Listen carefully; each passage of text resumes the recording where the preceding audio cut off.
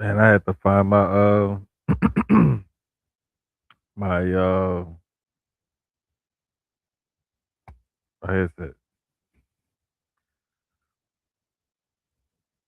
I hit the button and forgot that I had the headset like sitting to the right of me. So my bad, y'all. My bad, y'all. My bad, y'all. Um, episode 108 Sucio Sports presented by Dubby Energy. What up, House? House in the building. House, you was just live on TikTok, bro. Like, what? I thought you was on TikTok live. Appreciate you tuning in, though. That's love. I had tried to tune in a couple of times earlier when House was on TikTok live. I don't be on TikTok like hardly ever. Like I even be forgetting I have the app. So when somebody send me something and I click on it and I'm like, oh, I still got the app. Like, damn, 7 hours, bruh.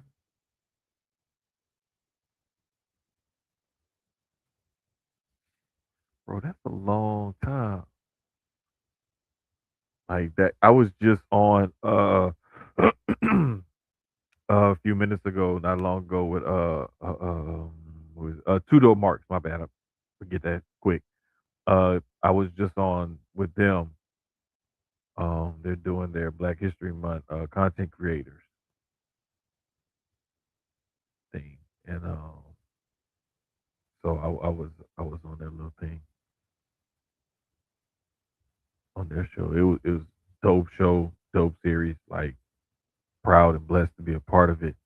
Like it's like, and they putting in some work. I think they end up counting. They're gonna have end up with by the end of the month. I want to say with 15, 16 shows uh this month. So yeah, they seriously putting together some dope shit. Everybody came through, was on the game. Because that was a fucking marathon. 7 hours, 7 hours. That was a lot.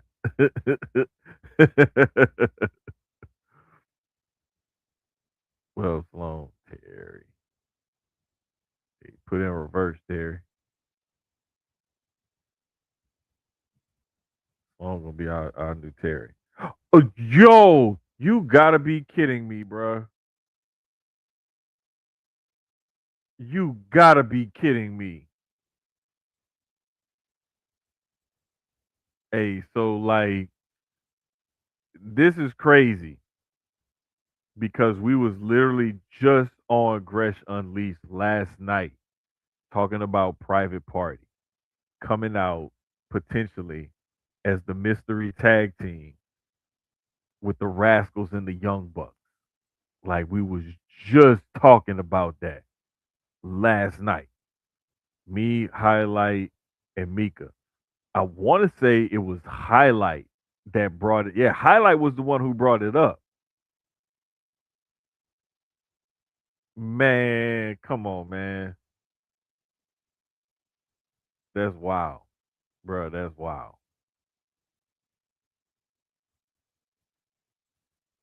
Yeah, that's what I'm thinking too, House. I don't know if because supposedly their deal was coming up, I think, or like they were exploring other options or something like that.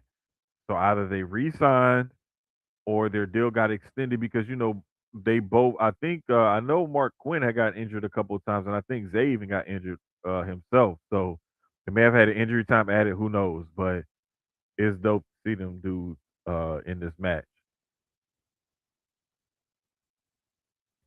And you can definitely see where they worked on their bodies. Like for sure, Mark Quinn. Like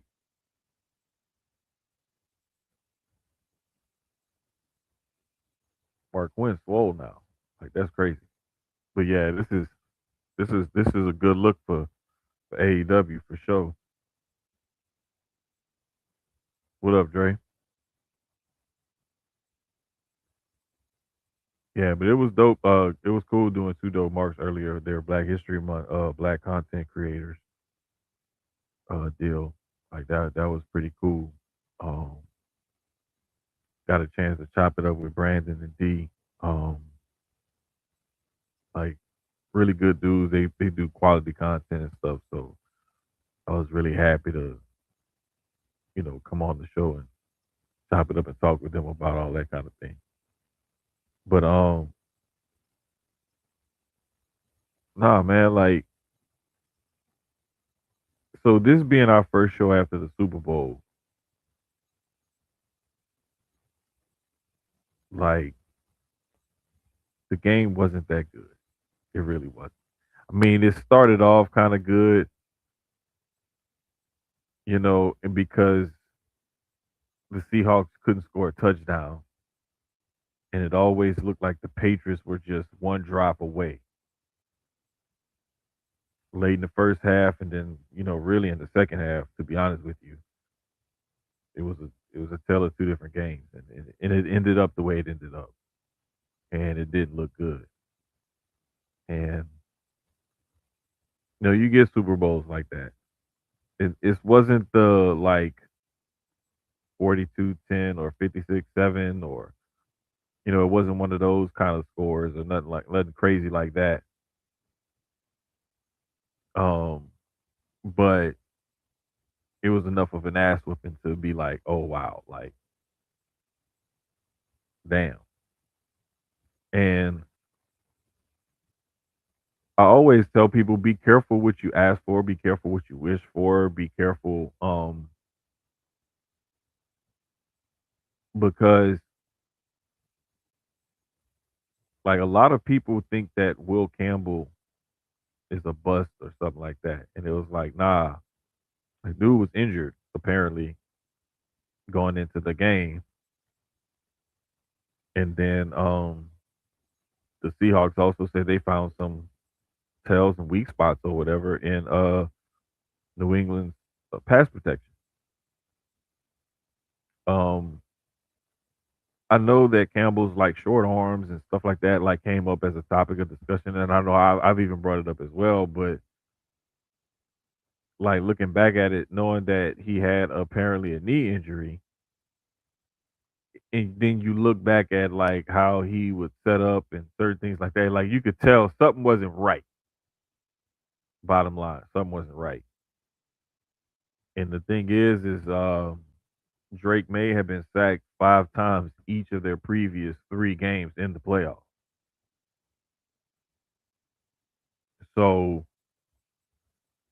I'm just saying, like there was when I looked at the game and I said I got Seattle. The main reason why I picked Seattle it was because I thought that they would win that key demographic, that key matchup of Seattle's pass rush versus New England's blocking, their offensive line, their pass blocking. And so that's why I was like, hey, listen, this is uh this is what I see, and this is how I feel like it's gonna go. And it ended up going exactly like that. And I'm not really surprised that it ended up being it ended up a 2-score game or more. Um, because once I saw it going, I was like, yeah, they just don't have an answer for it. And with Seattle, especially getting their run game going, the way their defense was playing, it was just like boom. It was, hey, we got a co-host. Hold on, you muted. Ah, there we go. Only for a moment, not for long. No, I was just talking about like how once the game got going and I saw like how Seattle's defense was handling Oh, Super Bowl. Okay. yeah, how Seattle's defense was handling New England. pass blocking and the way they was attacking them. Mm-hmm. And it wasn't just about attacking Will Campbell or his injury. Hey, It they was were fucking like Campbell up. it was the way that they were sending rushers at them, and they were getting pressure up the middle and on both ends. Like because you knew if we got pressure on Will Campbell's side, you knew you could get pressure from everywhere else. You know what I'm saying? He say cut Campbell? God damn. Bro, I, Shit. I I ignore emotional comments like that because people don't really know Man. what they talking about. But like, Wow, Marty. um, it's like they was getting pressure from everywhere pretty much. It Oh didn't no, no they matter where they called it up from, they was getting it. but they knew what to do. I mean, that's why you had those 2 weeks between conference championship to Super Bowl to strategize to scheme. They saw the way that they had been playing all playoffs, and they did the one thing that nobody else did: thin pressure. No, but they Find they the thing is find the everybody else was weakness. getting pressure though because they had 5 sacks a game Oh in well, the yeah, you're playoffs. right.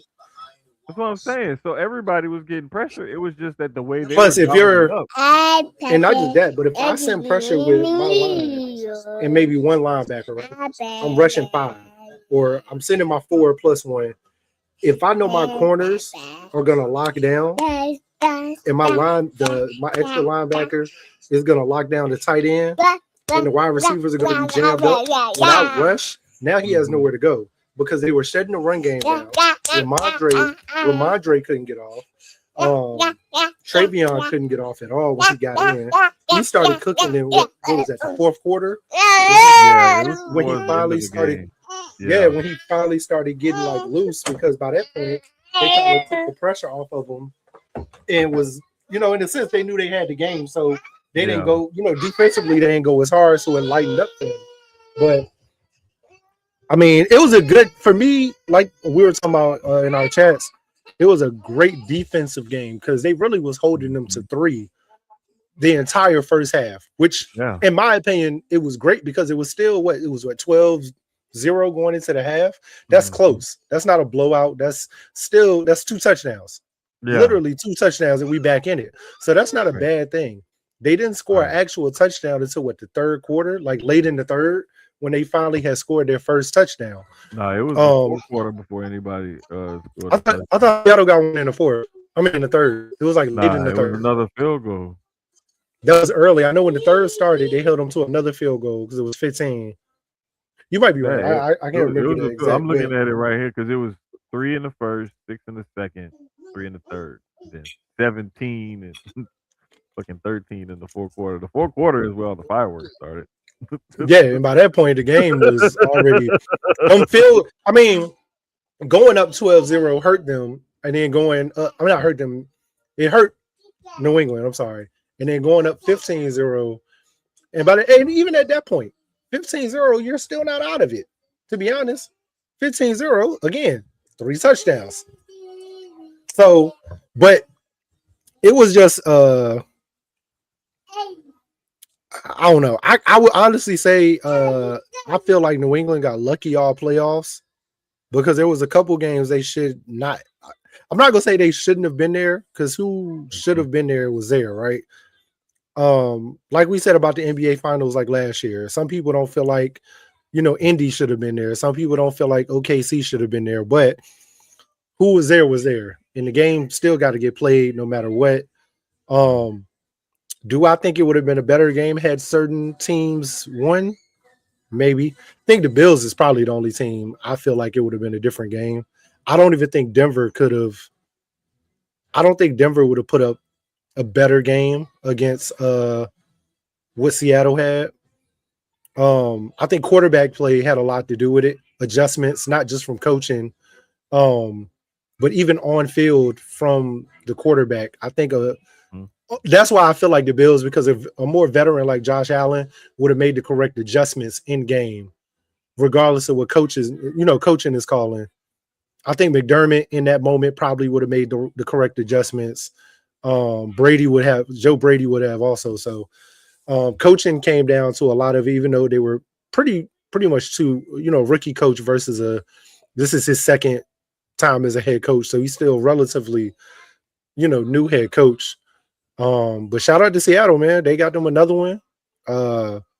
Mike McDonald got his first one, first time head coach. Mm-hmm.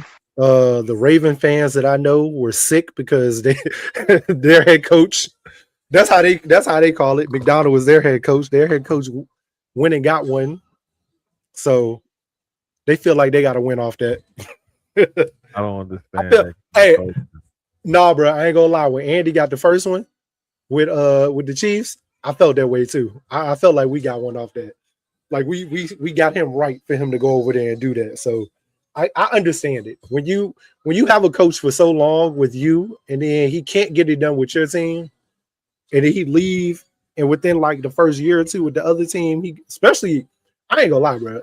You got a coordinator in house, and then he go get a head coaching job, and then this is what his second in his second year with them, go get one. Crazy. It makes you look at your ownership like, y'all stupid, because then you got rid of Harbaugh, and it's like, if y'all were gonna get rid of Harbaugh, y'all could have did that before. Nah, and we could have had McDonald in house. I'm gonna put it to you like this. Like, shout out to your ownership, because they at least I love that comment. They at least hired a good enough coach to where somebody else wanted to give him the keys to their kingdom. Oh yeah, I ain't never been mad about a coordinator leaving us. Like Shane Steichen, like, none of them. Like, if they whatever they go on to is what they go on to. Like, that is no longer my quote unquote coach. Like, nah. I hate the Chiefs, right? I have to. No, not have to, but I do. But I'm always gonna have love for Andy. I can never hate Andy. I may not like the franchise that he went to. I may not like him winning with that franchise. But the respect I got for Andy and what he did for Philly, the years he was there, and what he built up there, and even if like thinking about like him being the only coach that gave Mike Vick a chance. You know what I mean? After everything, like for that, I always felt like, Andy gets the utmost respect through everything. So, but it was a great Super Bowl, great halftime show. It really was. Like, I love the Bad Bunny. My only complaint with Bad Bunny, my only complaint, Benito, was that I wanted to hear more songs that I would recognize. I only recognize one, and I think it was, I can't remember the name of it, but it was like the last one he did. Yeah, was the only one that I recognized. I think, but that's because I know more of his older music than the newer. Because I didn't realize the song that he came out to at Backlash is an older song. That's not a newer. So for us, been out like 2011, 13, 14, something like that. It's been out. For us, hold on, Sloan. All right, so you want to be here? Let's have this conversation. That's not our fault. Just because that's not like it is. It is, but it isn't. I mean, it is, but it isn't, right? Because some people just ain't fans of that. You know what I mean? Like, not everybody is supposed to love something just because you do, or because that's who's performing. And I also think, when I looked at a lot of the online backlash from both sides, a lot of it was the same on both sides. It was the people who were confused on why he was performing, especially where it was all Spanish. And it was those people that were like, I mean, we could have did something different. And then the people coming back at them like, well, y'all should do that. Y'all got Apple Music, like, but that don't mean everybody's gonna like that. You know what I mean? Like, there's people who do. There's people who don't. I'm a Bad Bunny fan, so for me, it wasn't bad, but I can understand the side of people that were more, and I don't want to call it ignorance or it's no type of racism or anything like that, because it was musical. I even seen the backlash from what Chris Brown had posted, where he was saying like, y'all need me. I don't even think he was talking about it from like a bad standpoint. It was literally from like a performative standpoint. No, trust me, The Super Bowl does. He should have been done one, and we all know as long as Jay-Z is in charge. Shakira also was in English.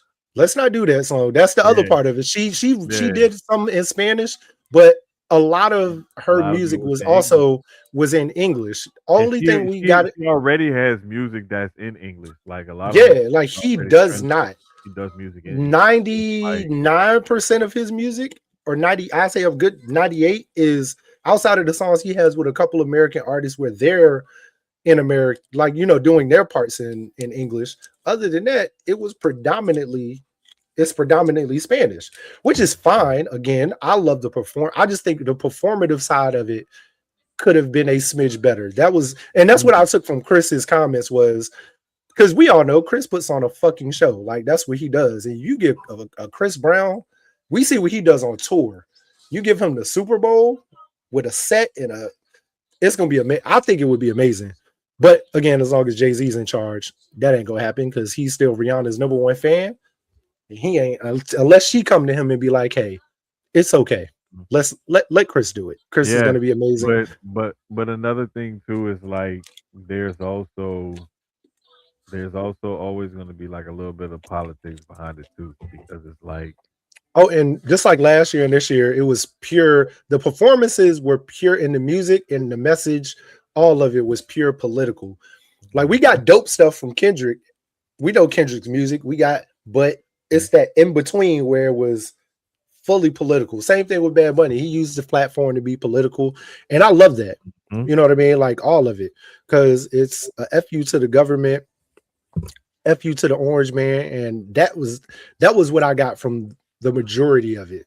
Yeah. But it's Bad Bunny. If you've been to a concert, if you haven't, if you've seen him perform, whether you've seen it on YouTube or not, Yeah. that's what you got from Yeah. Benito. Like And he's I still gonna think put on the show. I think Peter Rosenberg had one of the funniest comments. I think it was him. It may have been him. It could have been somebody else, but I think it was him that said, "If you don't know enough Bad Bunny music, you have not been around that many baddies in your life. I'll say that too. If you are Depending not on familiar with Bad Bunny's music, you have depends on not been the around enough baddies." depends on the baddie, but yeah, Like we can I ain't even all gonna act make like I always assumptions been a or fan. whatever. I ain't even gonna act like I always been a fan because I'm still a new fan myself. I'm probably a 3-year fan, so I'm still very new to him. I was more of a Manuel AA and there's a couple other dudes who were out at the same time as him. I just wasn't hip to him and his music at that point. Yeah. And Sloan and Suavemente come on, I lose my mind. I ain't gonna act like I don't. Shy will tell y'all. Suave, she gets annoyed. Suavemente come on, Hey, bruh. Like, listen, listen, hands get to swinging with the hips, bruh. boy. Listen. I'm fluent. Don't get me The wrong. music will take over. Like, there's I'm certain super songs. fluent. There's certain songs. It don't matter where you at, the culture, Yeah. whatever. And that's on every side because there's Certain black songs songs just that come on. cross right. We've Certain all been songs in come like the on. mixed clubs and the mixed places where there's been black songs that come on and you see white people go crazy. Same Lose thing as they mind. there's white songs that come on. Let me tell you something, bro. Tennessee whiskey come on, I go crazy. Bruh. What? That's my first song at karaoke. You know what I mean? Same thing as black people hear anything by not Pitbull, what's the other Flow Rider. They hear any Flow Rider, they go crazy. You know what I mean? So Yeah. it's Spanish people hear black songs and they go crazy. We hear Spanish like Bruh. it goes around all the way. Perfect. Who Hey, let the that's a dogs out? perfect example. Dre do Bruh. that at karaoke all the time. Listen, you do who let the dogs out, I'm and walking out. listen, people gonna lose their mind. Not me. So nah, it was a great performance, man. It was a great it was a I could say great Super Bowl. It was great on one side. Um but it was dope. It was still like I told you last week. I wasn't excited, and then the closer we got to Sunday, and then we got to Sunday, I was, and yeah, everything about it was dope. Good game, you know. learning lesson for both sides. I will say, I think personally, this was the Patriots' chance to win it. I think Seattle has a better chance of getting back only because I know the Patriots have a lot of cap space. They're one of the teams with the highest cap space going into next season. Free agents, they have a lot of players under rookie deals, under first year and early second year deals. Um, so that's a great thing, but that AFC is not easy. You got a Chargers team that's going to come back healthy next year. Because I thought the Chargers were one of the best teams all season until they started, breaking down with injuries. You got a Ravens team that's about to retool and come back strong with their new staff, hopefully. We don't know really about the Chiefs because we don't know how long Patrick Mahomes is going to be down. So they have a quarterback uh, decision that they have to make as far as who's going to hold the helms until he comes back. Buffalo's always there. And now they didn't change too much. They need to add, but you take the offensive coordinator who's been there for years.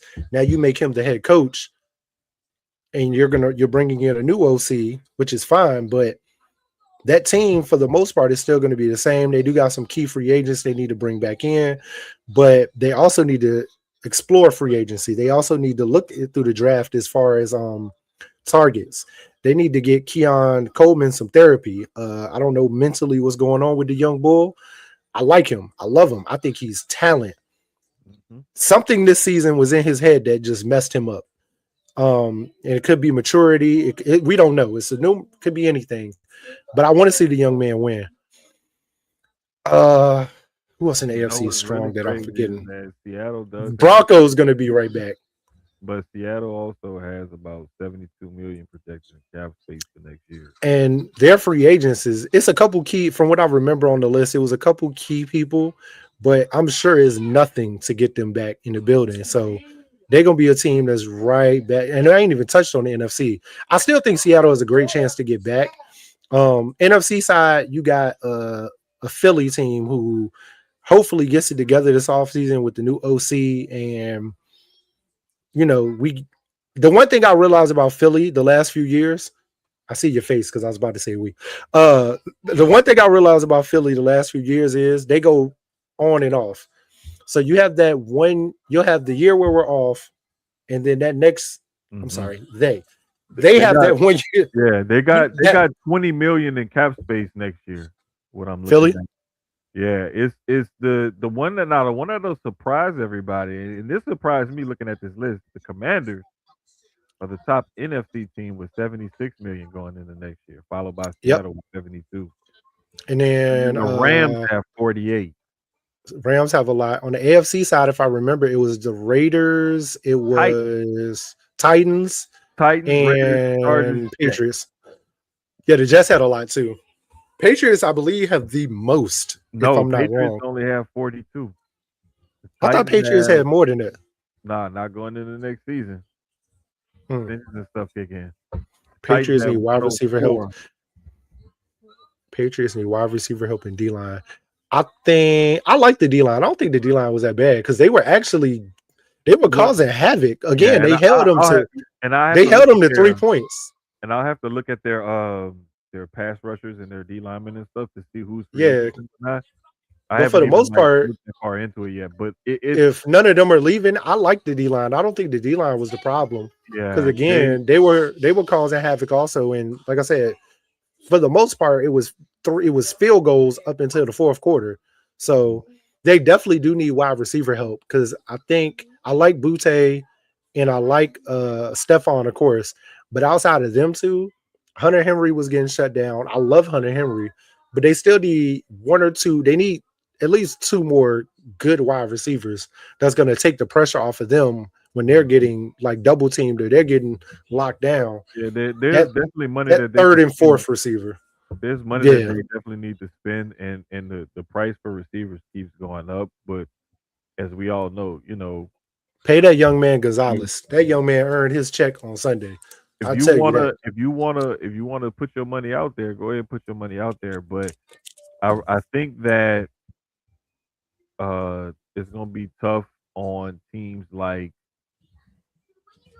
the Chiefs, the Vikings, the Cowboys, because they're over the cap already. So they got to do some maneuvering to get under the cap. Yeah, that Cowboy one is interesting because everybody wants to see what they're going to do about NFL Youngboy and if he's going to be back next year or because he's a interesting free agent. I will say that with the season he just had, he showed everybody why the Steelers look stupid, let him go, Who you and then talking the about? Steelers, Pickens, Oh yeah, okay. um, yeah, he made it. He showed that the Steelers were stupid to trade him, especially with the season they had, not having receivers, DK getting doubled. I didn't understand that because if you all you have is DK, you don't replace him with anybody. You're literally running one wide receiver, three tight end sets all Hmm. season. So, and he's even open to coming back to the Steelers from the interview I saw the other day. He said a return to them if he's not going to return to Dallas isn't off the table. He said Philly was another team he had mentioned that he loved and was interested in, and it was somebody else in the AFC that he said he really liked, but he said he wants to see what Dallas is talking because that's where he's made home and he definitely love to come back. Um, Yeah, so I mean, I wouldn't I mind think coming back either, especially if I was targeted and had that many damn catches and yards and stuff. let me tell I you was something, all like pro because game. he's I want to come because back he's too. he's easily taking the pressure off 88, and I mean 88 was still getting his numbers too. I hate to give that, I hate to give Dallas props, but that offense is crazy. I knew Williams going there. I remember we talked about it in the offseason, and I said Williams going there gives them that run game. A lot of people aren't familiar with Javante, but I knew him going there was going to help that run game Yep, because of and what I saw that's him do with exactly what Denver. they needed. That's exactly Yeah, what they and needed. the It helped problem them isn't even enough. their offense. Yeah, their issue isn't even their offense; it's the defense. I mean, They to def- me, the problem with their offense is consistency. well, yeah, That that comes too. with That for chemistry, sure. play calling, and like being healthy and stuff like that. But like that defense looked improved over the course of the year, especially after they started retooling with the trades and whatnot. Hmm. Like it looked a But lot different. that Micah trade, and I think I forgot who pod they was talking about it, but what they said, it to me, I had to sit back and think. And in the moment when the Micah trade happened, we all looked at Jerry like, all right, something wrong with him. He old, he see now, he's crazy. But I look at it now and I see what he turned the Micah trade into. He got the D tackle from Clark out of the Mhm. trade, first Kenny off. Clark. Then he gets the draft picks. But then he uses the draft picks to go get Quentin Williams. So now you turn a 2-for-1. And you don't look as crazy as you did in the beginning when you let Micah go because of what you got back, in a sense. You got Clark, which fogs up the middle, and then you go and get Williams that replaces him on Quentin Williams, which replaces him on the outside. Micah. So now you don't look as crazy. Plus, you still got draft picks from that too. And it's like, damn, the old man might not be as crazy as you think he is. Like that was a very, very smart move to retool the defensive line when everybody was going to look at him like he was crazy. And he didn't know he was going to get Quentin. I will say that. But it still worked out that the Jets were just going through a haul and just was like, hey, we need to get off this money. We got a couple pieces that we need to move. They moved Sauce, they moved him, they got off those contracts, which freed up more money, and it helped out the Colts in Dallas. I So mean, Dallas ended up with the 20th pick in the draft as an extra. Like they have their own pick at 12, but that first round pick they got from Green Bay this year ended up being the 20th pick in the draft. and with this year's draft, these first 3 rounds is heavy. I've looked these first 3 rounds. I looked at the mock. I was looking at the mock drafts, and I saw how they had everybody taking who in the first round. But then you go look at the names that are falling to second and third, because I mean, not everybody can be a first round pick. But you see, after who mock wise gets picked in that first, And then you look at all these names that's in the second and third, and it's like it's a heavy draft this year. So Hmm. The only thing is I like I always advise, don't fall in love with the name because the name don't translate to production on the next level either. Like, yeah, a lot of them Miami players are panning out because we see Arroyo with Seattle. And he was a player that a lot that slipped real far, but he was a top name when the season ended last year. But then going into the draft, not as sexy as he was in college football. Same thing with Martinez from Miami, top running back, and I don't even think he made a roster. I can't remember, but I don't even think Damian Martinez ended up on a roster, and he was one of the top backs in college football last year. So, like you said, sometimes there's things that the scouts get paid to see that we sometimes as podcasters or just fans don't see. We're just like, yo, he fired. He need to be on somebody's team. I take him on my team, but then he don't make a team. So that's why I keep telling people don't fall in love with the shit. name. Proctor done went from like a top 5 pick to like middle of the second round now, from what I'm But seeing, but which is he wasn't. crazy. It depends on who you looked at that valued him as a top five pick though, because like there were some people that never really had him that high. I think most of the draft, like the ESPN one in the early season, I remember it was early season, of course, had him top 5. But then again, as the season went on, that started to slide. And I think now I seen him somewhere in the second. Even Bain, even though Bain had a great season, Bain had a great Mhm. playoff and championship game play. Even that, Bain has slipped a lot too. So it also just depends because now that the season's over, teams we know where everybody's picking now. And the need may not be for you at that point. Yeah, you might be a top 5, top 10 pick, but those people that's picking in the 5, 10 don't need you. So that slides you and it slides somebody else in. It's a lot of times it's need over want. Yeah, and the thing is, the um the first 18 picks were already set because those teams didn't make the playoffs.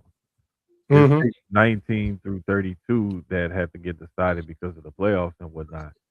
So it's Yep. like a lot of the times teams at the top, their needs may change, Yeah. not necessarily their draft order, but they may look at things differently or Because your certain. need don't change. Yeah, But you may like people may think that a player like a Ruben Bain, like you brought up for example, is gonna go like one, two, three going into this season, right?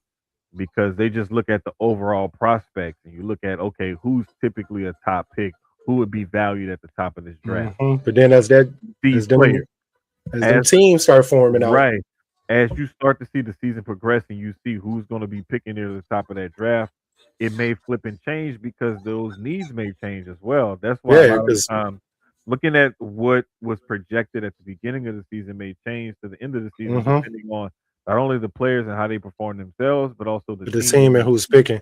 Because now you got a Raiders Right. picking number 1 where they need a quarterback. But Hmm. let's say Ruben Bain is the perennial number 1. It don't make sense for them to go do that if your need is quarterback and Mendoza is right there. Right. You know what I mean? Right. Um, There's been times where Hello. it's like defensive ends, left tackles, and all kind of stuff like that. That's been like the number one overall prospect, but you'll get a quarterback who's like the fifth, sixth, seventh, eighth best prospect that goes number one overall simply Because because that's the the, need. the team need right. Hmm. So it's and we all know quarterback is at that premium position where like you need that And franchise this guy. year, we seen a lot of the quarterbacks that we thought were coming out decided to stay. So now there's not as many top pick quarterbacks. Um, there's quarterbacks, don't get me wrong, but those guys that were supposed to go in the top 5, top 10, now they're like, nah, I'm gonna stay in school another year. So Mhm. now, like, we're probably gonna get Mendoza in the first. I mean, the first pick 9 times out of 10. Ty Simpson decided to stay, right? Uh, I I'm can't not sure. remember. I think I he's think, still there. I think he's still in the draft. okay, well, if I'm Ty gonna come look it in, up right now. Ty's probably gonna go, depending on how the Jets want to move. That might be their pick. Um, yeah. If is coming out, that may be the pick for the Jets. Let me look it up. Pull up Yeah, a he's mock still in draft the real draft. quick. Yeah, he's still in Okay. the draft. So, but the thing is though, like my biggest takeaway from all of this though, like looking at the draft and looking at the off season for the NFL, is that there's there's gonna be a lot of movement and whatnot, and really we just have to like be careful with, like I always tell, watch where you see certain information and stuff from and how it's worded and phrased and different stuff like that. Because like somebody got fooled the other day with something, and I looked it up real quick, and I was like, oh no, that's not true at all. And it's like it's crazy because like people get got so easily, and I'm like, bro, like it's as easy as a Google search sometimes. Like it's just Oh, that simple. that's crazy. They actually have. So I'm on CBS Sports. Their mock draft actually has Arvell Reese going second to the Jets as of right now, mock wise. Mhm. I've And there's not seen another. that. So after I've seen Mendoza, that a there's not couple of another. times. I mean, that's from what I'm looking at, that's about right. Because like I said, after Mendoza, quarterback wise, not in the first. Next quarterback look like is not coming until like the second or later. Yeah, the Um, only thing that I saw a handful early mock drafts from different NFL people that had Simpson going like later on in the draft to a team like the Rams which isn't bad for them in the because you first got to round. start preparing Like, for yeah, life after. I saw that. I know I saw something with him going to the Rams, and I think somebody else maybe in a similar situation. I want to say, but I know for a fact I saw him going like to the Rams I'll later on say in the season. if this goes the way I'm looking, this is crazy because a Carnell Tate going to the Giants at 5 is for that offense and what they need to add another weapon on offense like that would be nasty for them, especially going into a new season with a new veteran head Hall of Fame head coach or potential. Um, Hey, I wouldn't be surprised if they got Jeremiah. Ruben Bain. They got Ruben Bain coming to y'all to the Saints at 8. I wouldn't be So actually, surprised if Jeremiah Love went 5 to the Giants. I could. You think so with the run? But they got with that running back room already. Harbaugh would love to add that to that, but that But you got Carnell State pick, yeah Carnell, that they got I've seen Jeremiah Love going to the Chiefs as of right now at 9.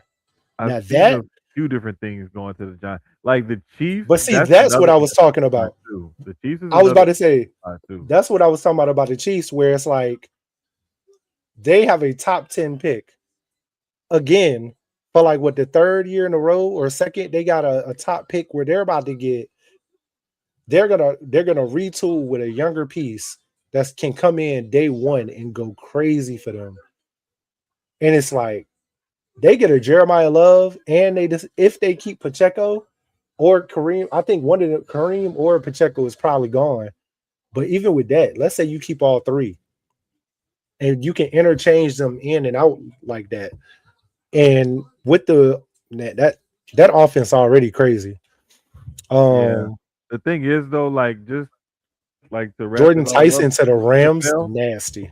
like it's Hmm. gonna be a lot that we're gonna have to look forward to for this off season. But um I think the biggest thing is just seeing who can find their what teams are gonna do outside of, you know, because there's still gonna be teams that's gonna need quarterbacks that's not gonna draft their future quarterback. So what are Yep. those teams gonna do? And then what are these teams gonna do that have these quarterbacks that want to get rid of these quarterbacks? Like Arizona, like Miami. You know, what are they gonna do with those type of like who decides Yeah. to make what decisions and things like that? Is Aaron Rodgers gonna come back to Pittsburgh? And you know, what do the Jets end up doing? And like, you know, there's a lot of That different Pittsburgh things one that need to be is answered. key. Yeah, there's a lot of different answers that need to be answered at the quarterback position, and there's not enough for them at the Not top this season. all around. This is one So of those. I think this one of those drafts because it's not so quarterback heavy, and there are so many teams right now that don't fully have an answer. Like the Raiders are looking up and they're potentially finding their answer at quarterback. But a team like the Jets, who are kind of in limbo with Fields, like you said, Pittsburgh, who Rodgers, but then we still got to start looking at life after Rodgers. If Rodgers comes back for another year, that kind of helps them out until next season, where we're saying way the quarterback draft for next year is very, very heavy and very talented. So it's gonna be interesting. It's gonna be a beautiful off season, and we'll be here to give you all the news. What the hell? bruh, uh AEW, they just put the title on Tekla. The women's title? Yeah, she just beat Stat. I'm not. I'm upstairs in the room, and Shawat Nigga, got the this menu. is crazy, bro. They The had a menu. crazy. She got They the had menus a on for the kids. I gotta look at that. they had I'm a about to strap catch. match, and I mean they both They put got the belt on Tekla. they put the belt on Tekla in a fucking That's strap match. different. That's. I'm not shocked. Actually, I am shocked. Tekla. And I'm not saying it like that, like she's not a dope And ass she talent. beat But the I'm thinking of, no. but This is the then I'm thing. looking at the year that she's had. It She makes beat the sense. shit out of Stat though. Stat is fucked up. Tekla Like got busted open. it won a close match at all. No, it was a good back and forth, but Stat is laying there bloodied up in the ring But right now. just for a moment, Yeah, that's though, crazy. do you know the one thing I do like about them? They'll do something like this and make a move like that that will leave everybody looking like Tekla. But for people who've been watching, like I just said, she's actually had a really great year. Like if you've really been paying attention, there's been a bit of a buildup. It, So the it way does the way they've it been makes a presenting her, lot of sense. Yeah. the way they've been presenting her as a big deal, and And I I love love the that. fact that they do not mind changing titles on a Wednesday show where everybody be like, I love the WWE getting back to that Yeah. because they've been doing a lot of title defenses on Raws and SmackDowns. Hmm. Those of us who grew up during the Attitude Era remember you would get a title match on a random Monday or a random The Friday. title would switch from It would switch hands on a Monday. yeah, like Right after, I'm talking about right after a pay per view. Nigga could retain his belt on Saturday or Sunday or on no, Sunday and lose it on Monday on a Monday no, night. that So I love that wrestling is getting back to that. It ain't got to be just a. I think so many of this younger generation, etc., isn't used to that like we are. We're used to, like I said, right, a Monday or Friday seeing a title change, and it won't. right, It's not on a a pay per view or something. Where people perfect. like, why are you wasting this match on a Yeah, Monday? yeah, yeah. Because y'all don't know. Y'all don't get it. Y'all won't Nope. outside back then. Yeah, they don't Y'all get won't it, man. outside. Like perfect example, I'll never forget. Uh, that King of the Ring that everybody talk about, and everybody talk about it because of the Mankind Undertaker match. Because Mankind got through off the cell and then went through the cell, right? They forget the main event was a title match between Stone Cold and Kane. Stone Cold got busted open. It was the first blood match. Kane wins the title. The very next night on Raw, Stone Cold beat Kane to win the title back. Like, and we talking. This is June of '98. Like, it used to the title used to hot potato sometimes in the Attitude Era, and like you would get those wild swings and changes of title reigns and stuff like that, and they don't have that now, and it's like there's just certain stuff about like the way sports used to be and certain way things used to be that I feel bad because people didn't really get to see it in its true form, and so they'll never grow to appreciate it. They only see Yeah, highlights and stuff like that, and so it's like they get a certain perspective of it, but you don't get the full viewing pleasure of being in that environment. while it's taking place. So they'll never really, truly get it. It's just like for example, watching basketball now, it's still fun to watch. And like I still love like watching teams like Golden State or the Pistons or, different teams that move the ball around or whatever. But like I saw a clip earlier about Shaq, how Shaq went off on David Robinson and Hakeem Olajuwon in an All Star game, two separate All Star games because they was talking shit. And it's like I miss that era of like a bunch of dominant big men. Oh yeah, but the game, but now a lot of the big men, like because of like just bodies have changed and like Hmm. the way the game is being played. It Yeah. I don't it didn't start with AD, but around that AD time. Well, no, I ain't gonna say that because we act like Jermaine O'Neal won't like a big man that could run the floor. Um, but it's more common now because we got Embiid, we got Jokic, and they can run the floor also. But they're big dudes, and now you have more 6'10", 6'11" centers rather the 7 foot ones. But even the 7 foot ones, look at Bo. Me and Quan talk about this all the time. Anybody who's watched basketball, and I really want to look into it more to speak on it to figure out why he hasn't made a roster or why he's not on teams. But Bo, if you watch him play, and it could just be practice, it could be, whatever behind the scenes that we don't get to see. But when I watch him play, like even from high school, I watched him at Oregon. The boy is like mean. Like I'm talking about handles, the shot, getting to the cup. He's exactly what a lot of people want from they stretch big.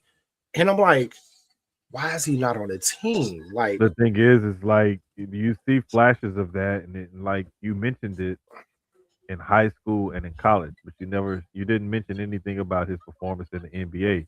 And it's because you only see like bits and pieces of flashes of it because but once you get up to that 1% of the 1%, you can't get by on God given ability and athleticism and anything anymore.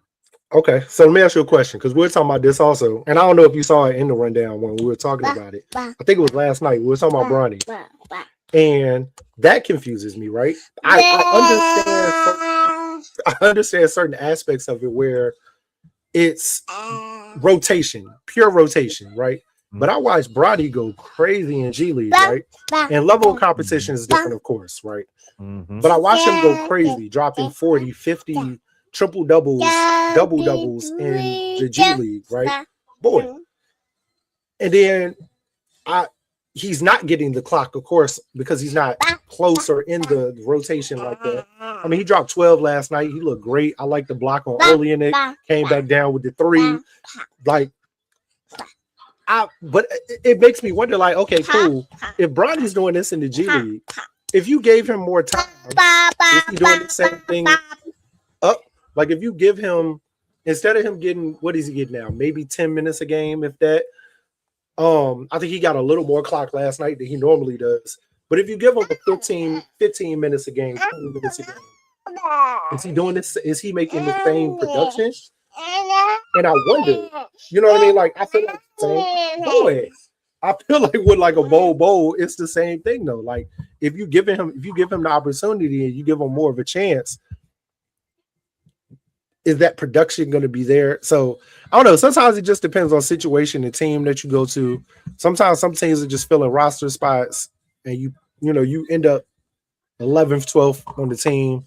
Sometime in that 13, 14, where you just there for bodies just in case.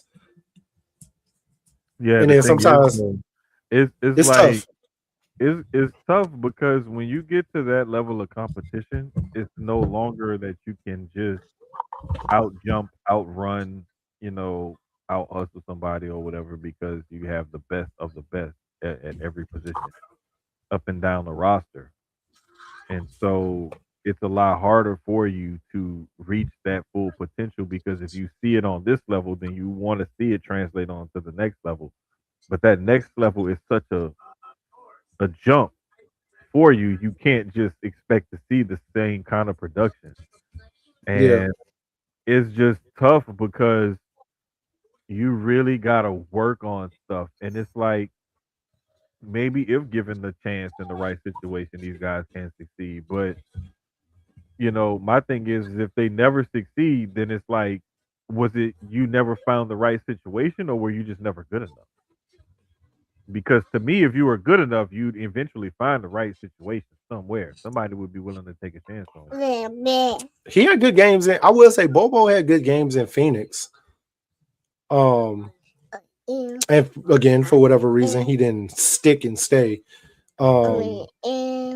I forgot who else he was signed. Indiana was in. I just think he just didn't fit in with what they were doing in Indy when he was there. And it could be the same with Phoenix. So, but A while we're lot on of the the NBA times and too speaking, with some of these oh, younger guys, it's like awareness and stuff, like not knowing where to be and when to be there on offense yeah, and defense. mm-hmm, And a lot of the times you can have all the talent and the ability in the world, but if you don't know where to be and when to be there, then that gets you into a lot of hot water, a lot of dog houses in any league. Don't matter if it's basketball, football, baseball, whatever it is. And that a lot of the times is what I see with some of these younger players is just not knowing the game enough, either not being able to get it or not trying hard enough to get it, or whatever the disconnect is. But it's like yeah, not knowing the game intimately enough to know, like, because there's some players, and that's why a lot of the times I think the less athletic players and the players who aren't as good at some of these higher levels make the best coaches because they have yeah, to study the game harder and know the game more intimately than some of these guys who are more athletically or God given, like body type, physically gifted. And when you get somebody who has to dedicate that much more time to knowing the game and studying the game, naturally they're going to come out a lot smarter. mm-hmm, So this is why I say a lot of the time you get some people who are just, physically gifted with certain talents and abilities that they don't have to, work as hard on the back end of things. mm-mm. And then And you if get you those, don't like you put in that said, work, some it guys, shows. yeah, and then you get those guys that but I mean that's why you got overseas now. You got because some guys aren't NBA players, but they could be great Right, overseas players. We saw Tyrese right. Rice. Tyrese Rice was what too small for the NBA. His height, whatever. But Mhm. then man went overseas and became LeBron. LeBron over there, like they love him in Italy. Like that height don't Right. matter over there. So it's like what doesn't work over here, or even Frank. Look at Frank Mason. Frank Mason the same recently. I mean, he had a stint in the NBA and his time with the Kings, his time with Milwaukee and the G League, but then he done went overseas in his last like 3 years. He's been going crazy, MVP, and different stuff like that. So it Bro, you just can even go sometimes as far as like a player like a Stephon Marbury who was an all-star in the NBA it's had a whole second and career exactly got a whole because statue of him in China. and the NBA isn't for everybody. It's no different than what we Right, talk about with wrestling when we say WWE is not for everybody. Maybe right, AEW is, maybe TNA. Same right, thing. The NBA may not be for you. Maybe it's Japan. Maybe it's China. Maybe it's the right. Italian league or the German league. You know what I mean? Overseas in general, playing European ball or going to Yeah, Mexico, Puerto Rico, or something like that. That might be your calling. You know what I mean? Because the game is different. Your skill set can dominate in those leagues, but not over here. And it's not saying there's no talent over there. It's just saying you can go get that bag over there. And there's nothing wrong right. with that. Yeah. Exactly. And I've known guys like I remember Hollis Price was one of them for sure, and him and Quantis White before they got into coaching. They were both great players at St. Aug High School in New Orleans. Ended up at Oklahoma under Kelvin Sampson. Balled out, great college careers. NBA didn't really work out. They both went overseas, played for a number of years, made good money, came back Great on this coaches side of the now. state and started coaching. Great coaches now. And it's like that's okay. It's okay to go that route, and it's very lucrative too to still go that route. Like you're not making Wish I could have NBA went that money. route. Hell yeah. But Let me tell you there something, brother. those guys were If still this making great money over there. if this knee didn't do what it did, overseas was my calling. I wish I'd tell anybody over if you. My brother did the same thing. Like he did the NBA for a little while. He drafted with Detroit, had his time there, left Detroit, went to Golden State, was great in AG League program. Think he was on the main roster. I mean, not main. He was on the roster a little bit with Golden State, and then he went overseas. And he's been in South Africa ever since. Nigeria. He's been in Mhm. Nigeria ever since for like the last like 6 or 7 years now, and loves it. Yeah. Because Zaire was on his team for the last 2 years. Dwayne Wade's son. Hmm. So let me. And bro, and the thing I got is, an it's in between cool. question in between the NBA while it's on my brain. I have a when we get to it, but I have an in between question to ask you or what you think about something Yeah, when we're it's in like between NBA to college. But just to hit um, the NBA standings real quick. Um, to you make talk about them fights yet? oh man, nah. Uh, we still got the Pistons at the top of the East. We got Celtics, Knicks, Cavs, Raptors. It's still pretty tight over there. It's still tight. It's getting tighter in the Western Conference too at the top because San Antonio is gaining on OKC. Now Yep. OKC only has a 3.5 game lead over them. And with them And then losing to them early in the season, them having injuries right now, and San Antonio's getting healthy, yep, they definitely are gonna catch them. that's how they close that Um, gap right there. And it's crazy because uh like you said, the merger of OKC constantly having breakdowns and injuries and then San Antonio getting healthy, it's like the perfect storm right now, and that's why we keep seeing that lead shrink mhm. every week. Yeah, and it's slowly going to like OKC is still gonna get those wins in between, even with players out. Jalen Williams is back, so while um SGA is out, at least you get Jalen back. It's not a total, loss. Hmm. I'm gonna say something and walk with me on this. I think the Jazz, even though the Jazz are being stupid and they're openly tanking, and you can clearly see they are, because what they did the other night. But I feel like I get why you are, right? Because this draft, again, let's talk about the draft, is a very good draft in that first round, especially in those first 10 to 15 picks. But you really want to position yourself in that first five, right? Because that's really, really three. But I'll say five. It's But really like it's like a you can't prison hide draft. it when you clearly are sitting your two-star players in the for the entire fourth quarter after they went crazy for 3 quarters. You're up. What was it? They were up 16 or something like that. It was something like that, yeah. And then you sit them for the entire fourth quarter. And then they were Yeah. talking about the Kings, who it was either for tonight's game or last night, how they sat. It was like 5 or 6 starters that were healthy scratches. And now Yep. the NBA is looking into that. And it's like, there's nothing wrong with tanking, right? If that's what y'all are gonna do, that's what y'all are gonna do. It's nothing. I mean, it's something that's been going on since the beginning of time. You can't stop it. You know what I mean? Right. But it's a difference between doing it and nobody really noticing that you're doing it or it's happening. They just think you just suck. And you make all of these trades before the trade deadline to get better. Hmm. Like people, I'm looking at y'all now, like y'all easily could go from 13th in the West to like maybe ninth. I could see y'all moving up to that 9, 10 now. But then you make a move like this where you're like sitting players in the fourth quarter, and it's like, so you wanna get better, you want to be a top team, but you want to do it with what we have and getting a really great draft pick at the same time. And I get that. Nothing wrong with it again, but do it the right way. Do it But the the right way. funny thing Figure out about how it to do it the is right way. the funniest thing about it is in the NBA, it's a lottery system, so it's not even guaranteed. You just have It's not guaranteed. We've anybody, man, somebody that's projected to be a 11 or 12 could end up with number one. because it's all about them Right. ping pongs and how they pulled and how they fall. So Mhm.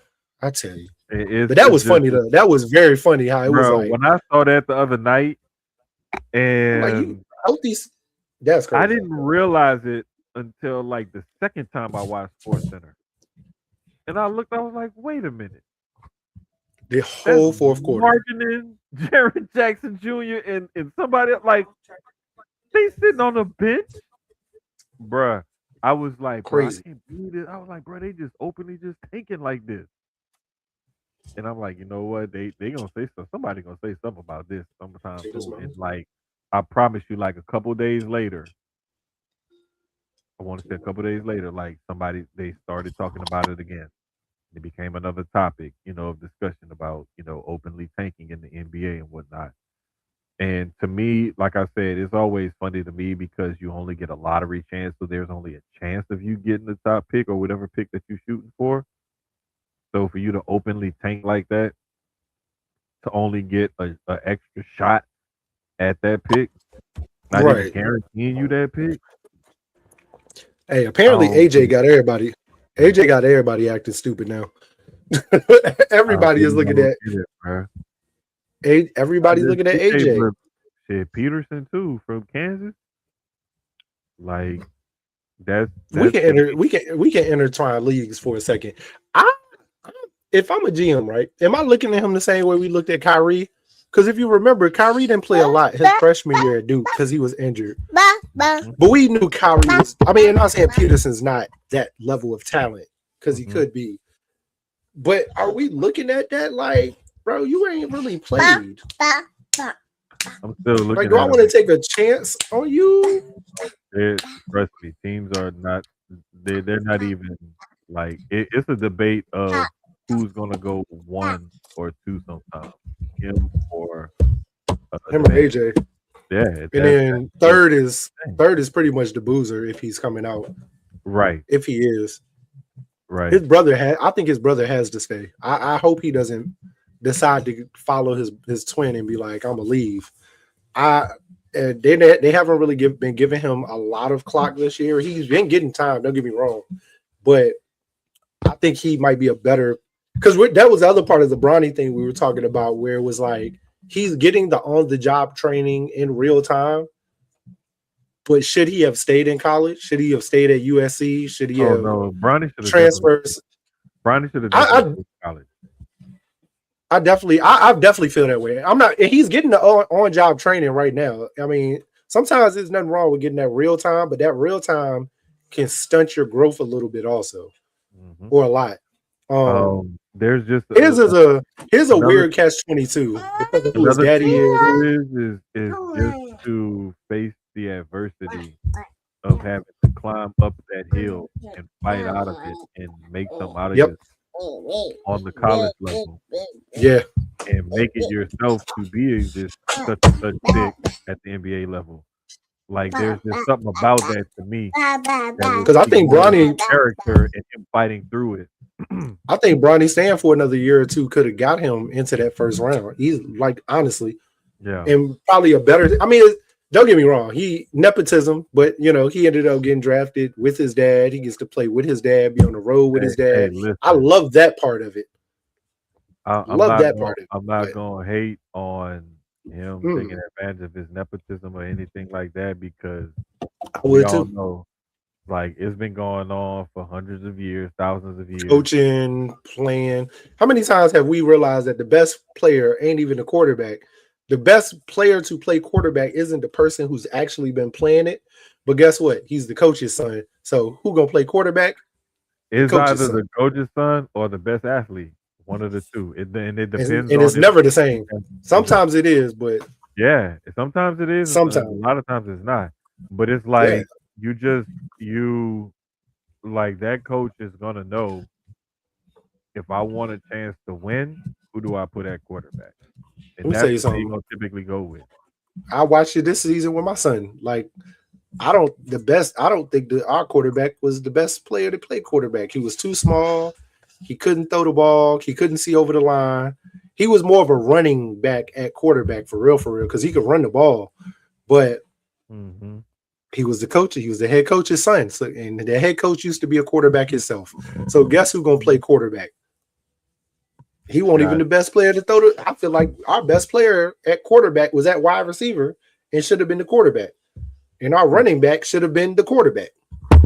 But hey, See, sometimes you I get was I was just a parent on the sideline. My voice don't get heard. at them levels, you're gonna get all kind of stuff. Like Yeah, I and don't it's even be blood. surprised So about it at them levels, but that's like why we're going to a new team next year. it's just it's just like once you get upper levels of higher end sports and stuff like that, like that's when you start to see like, okay, we already know like how this gonna go because I can see like this player or that player. But the reason why there's that debate between AJ DeBansa and Darren Peterson is because you got a 6'8", 6'9" athletic wing, Mhm. and then you got like a 6'5", 6'6" slashing guard. So it's like, And who do I what's your want to need? go with? And the thing is, the reason why I Depends on. like Peterson is because Peterson is a better outside shooter off the Mm. rip. He doesn't have to develop that because he's already got that in his game. And it really will come down to who's picking where. Like Hmm. we were talking about the NFL, same thing. Like who's Yeah, picking where and what their need is. Because let's that's basically say, all. That's all. That's what it's always gonna come down to because if because I'm looking at like Indiana, Mhm. I think Peterson's a better fit for them than the bands than AJ would be. And I think either one of them probably could fit, but it's like they kind of already have that. So where does AJ fit? But Mhm. Peterson could be better because of the guard play, and they just traded Lamar, so that give there's a more need at guard for Peterson. If I'm looking at like a Utah, if they could get there, they're probably even for them. I think they would pick AJ if he's there just cause, and he's a homer. But I I think think they think Peterson's a he. better fit for them too, Yeah, I think because Peterson's of a better guard. fit for Utah. He's a better Yeah. fit because of what they just did with Yep. getting G3. I mean J3. Yep. So, but then I'm looking at like a Pelicans. Are you replacing a Pelicans could go either way. They could I'm go looking either at a way. They I'm need looking at a so much help. Kings. They could A go either Kings could way. go either way. Wizards. The Wizards is the interesting one because of all The the trades Wizards they could just made. technically go either way too, But because I the think other players, Peterson, Peterson may be the better fit too, because you him have and some Trey, good wings. you Yeah, would put him and Trey together, and but I the other like the thing is wing. too is like when you look at their roster, do I feel this way about these guys that I have on the wing to where I And don't then want to draft this guy, or do I just bring in this guy because I feel like he's that much more talented than what I already have? and then you looking at like a Nets could definitely go either way. Hmm. Because they just have a need altogether. They just got rid of Cam Thomas, so clearly guard is needed. Um, you got MPJ, but you still could go. You could still make that move with AJ also. So You and know who else then is interested in all of this is because we know the Bucks are going to wait till this offseason to figure out what they're going to do with Giannis. the Bucks are very interesting. Extremely, I I think was they looking are at that too extremely interesting. because they're 12 right now in the in the East. The Bulls are interesting. Hawks at number 10. That's all going to move around because the later now that we get into this point in the season, tanking is real. Yep. From everybody from about 10 down, and I'm gonna be honest, in the East is really 7 down. Magical at 28 and 25. Yep. It's really not that big of a gap between. I ain't gonna say them. Maybe I'll say we started the Hornets. Probably from the Hornets down, it's not that big of a gap for real between the Hornets to Bucks. And then that Nets, Pacers, Wizards probably isn't going to move too much. They'll win a couple No. more games, but for the most part, they're Yeah. going to still That be that that's pretty solid. But the thing same is, thing in the though, West. the only thing is that Charlotte has been like a phoenix rising out of the ashes with this streak that they've been on. Yeah, yeah, and They've they're been moving killing up. it lately. Yeah, they done found their groove.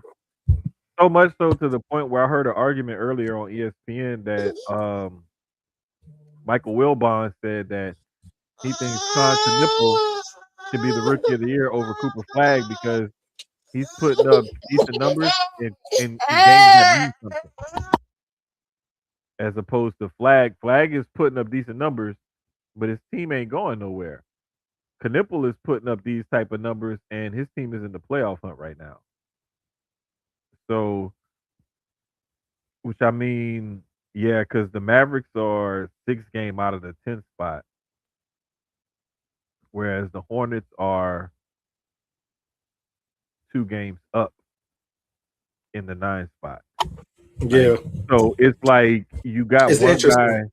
you got one guy who there he's putting up decent, comparable numbers, but he's playing a more meaningful game. So how much more do you weigh his team success into that individual award when you And I compare him to think, guys? with rookie of the year, I don't even think that matters. It's just like your impact and what you're doing on the court, your numbers when you're coming in. Like if you're going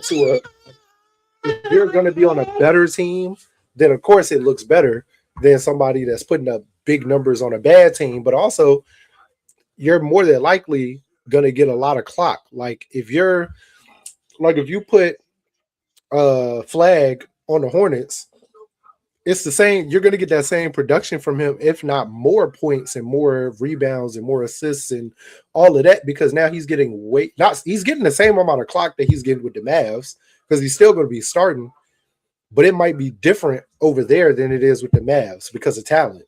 So I think Yeah, him and Con are both playing amazing ball. Shout out to Duke either way. For me, either way, whoever, no matter who won, it's Duke. But um, I don't know. It's tough. It's tough right now. I think clearly they're going to give it to Cooper. I mean, if season ended today, I think Cooper would get it. But hmm Knipple is definitely making a case of why he should be in that discussion, though, for sure. yeah. The way I always look at it is if it's close enough as far as like impact and production is concerned on winning, and winning is the difference, then I would give it to Conca. But if Hmm. Cooper Flag has just that ridiculous production and he keeps it up at a level at which Knipple can't really match, then I would say, And it's yeah, give it to consistent. Flag.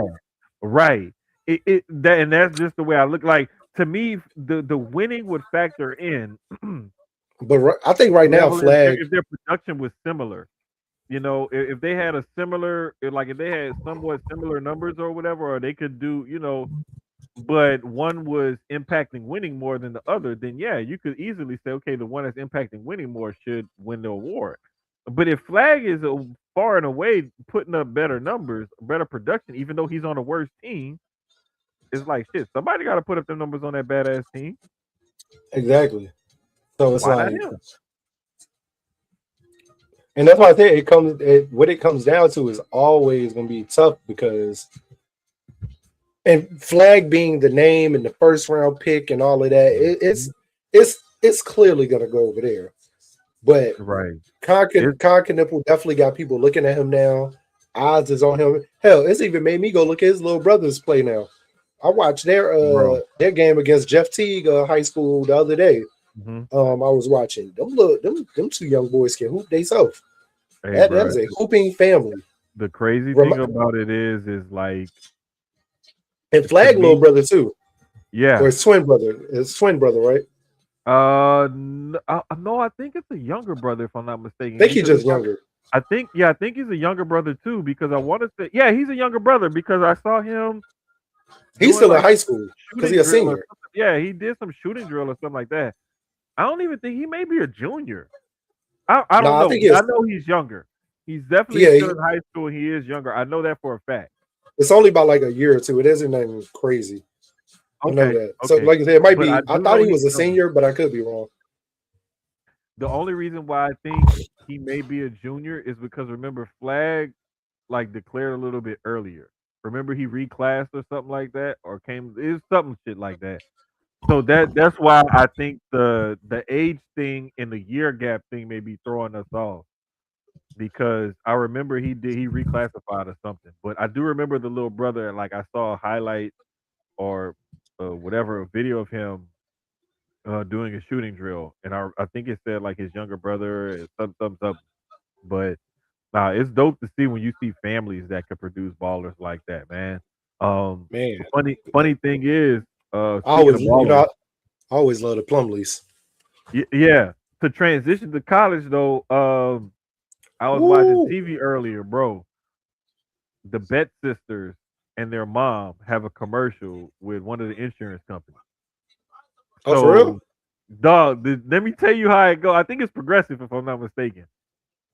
So, I think it was what's the is Lauren and I can't remember the other one's name. I forgot the God, younger sister. I keep forgetting. I think it's Sarah, maybe. Let me look it up right quick. But anyway, hold up, I'm about to put it right here. Sienna. All Okay. right, so look, Sienna scores. She turns around and points in the stand, and dude is like, "Who, me?" And she like, and she point again, like, "Yeah." Oh, he like, "Oh snap!" Lauren scored. She turns around, points in the stands. Dude, like, "Who, me?" And she like, "Yeah." He think now, "Oh shit, both of the sisters digging me." Bruh, turned out their mama was standing behind him the whole time. That's who they was pointing That's funny. at. Because Bruh, that'll happen. That happens in real life. That definitely will happen in real life. bruh, it was You so sitting there like, funny because wait, she got the typical black mama face while holding the big fat heads of her two daughters up, and she looking at him like, "Who the hell you think you talking to?" Or whatever, like giving him one of them looks, bruh. That shit was so funny, had me crying laughing. But nah, man, we had a fire game bro, Monday we, night. we had some serious upsets this week. Hey, It that was Arizona Kansas was, three top 10 teams lost this week, just in a few days, yeah. like a Oh yeah, 2 day starting span. with Duke and that, well, starting with Duke and UNC from Saturday. That Was there any buzzer more beater. before that? I'm trying to think Um, from last Wednesday or Thursday from to. um, I know we had Duke uh, UNC. We had Miami beating UNC. oh, remember BYU had lost to it was Utah who beat them last week. Somebody had beat them that wasn't ranked last week. That's why they had dropped so far in the standings. Let's see. It was them and Gonzaga that took big losses last week. Excuse me. But let me pull it up right quick to see who it was that they lost to. But I know those were like the two biggest ones, like from this past week that had lost. That's from It was Saturday, that's what it was because Wednesday. Okay. BYU had went on like a 4 game slide where they lost to Arizona, Kansas, Oklahoma State, and then U8. Yeah, it was Oklahoma State last Wednesday. It was probably Okay. after the pod. It was either while we were podding or right after. Yeah, okay, I Um, remember now. And they then dropped that game. Gonzaga Portland lost. beat Gonzaga. That's who it Portland. was. You Yeah, see, I couldn't remember who or how it started I happening, think but that happened right after, probably right after we were podding also, mhm. because that's definitely a West Coast game. But like the thing is, like they lost that. Like BYU went on that 4 game snide like in the last couple of weeks or whatever. North Carolina also. Oh, St. Uh John's shocking UConn Friday night.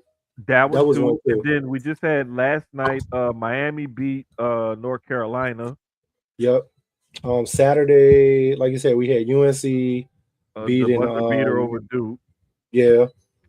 I don't think it was any other key ones on Saturday. That was like the one. Oh, Oklahoma beating Vanderbilt Saturday. Vanderbilt was Kansas ranked night. They wait, weren't ranked like super high, but Kansas being down Peterson and still beating Arizona.